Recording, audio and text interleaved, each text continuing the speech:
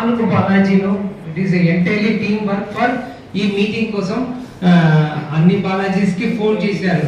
Around in and around అన్నమాట, కోయంబత్తూరు చుట్టుపక్కల ఎక్కడెక్కడ బాలాజీస్ ఉన్నారో వాళ్ళందరికీ వాళ్ళు ஷேர் చేసుకున్నారు అనమాట. 10 బాలాజీస్. இந்த மாதிரி ஒவ்வொரு கோத்திரத்தில் நம்ம நடத்தலாம். ஒவ்வொரு கோத்திரால இந்த மாதிரி பேரம் చేసేవాళ్ళని మనకి ఆరంభించడం తెలిసాను. తమిళనాడు ఆదివాసీ మహాసభ ఇప్పుడు నేను పదవి ఎత్తి 1.5 మాసం అయ్యా. కొల్ల విషయం చూస్తుంటే మన వాళ్ళు ఎక్కడ వీక్ ఉండామంటే పవర్లో వీక్. మీరంతా ఈ మా విషయంలో నాకు మనందరికీ కోఆపరేషన్ చేయండి. అంతా బాలాజీ వాళ్ళని చెప్పండి, అంతా పోయి చేయండి. ఒక ఊళ్ళో చిన్న ఇష్యూ అట్లా అంటే ఏంటంటే ఇది ఇష్యూ అట్లా అని చెప్పి తమిళనాడు మహాసభ మీరు లెటర్ ఇస్తే నేను ఫీల్ చేసి ఆ ఊరి ఒక ప్రాబ్లం ఇంకా క్వశ్చన్ లేదు, జాగా మన సొంతం, వాడు బాడీ ఇచ్చిలే, ఏం చేసిలే, వేరే అదగా స్టాక్ పే చేసింది అంటే మినిమం 100 పేరు ఆ జాగాని చూసేసి వస్తాం. நீ செட்டியார்னா யாரும் வரமாட்டாங்கடா அக்கான என்னன்னு மார்ச்சான். அது என்னன்னு செட்டியார் இவ்வளவு பேர் சொன்ன கூட 100 பேர் 200 பேர் வர்றாங்கடா, அப்ப நம்ம ஒழுங்கா இருக்கும்டா. ఏ సెట్టియారు జగడానికి పోరు, జగడం వస్తే భయంతో పోడుస్తుంది.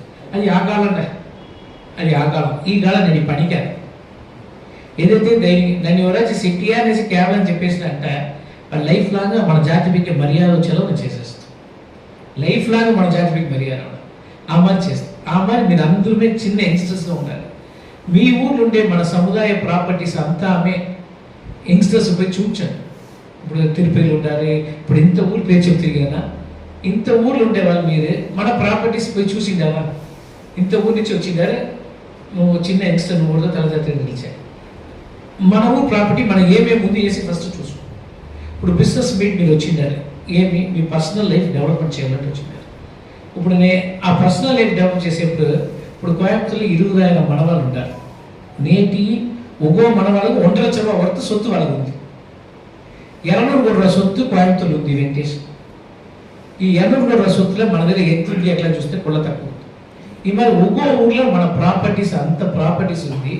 అయితే మనం వచ్చి క్లెయిమ్ చేసి గుడి సొత్తుదంట రైట్ అట్లా ఇంకా ఎన్నని మార్చుకోండి.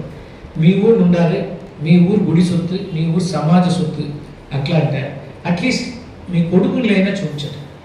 ఇది మన గుడి సొత్తుపా, ఇది సమాజ సొత్తుపా అనేది మీ அடுத்த జనరేషన్కి చూపించండి.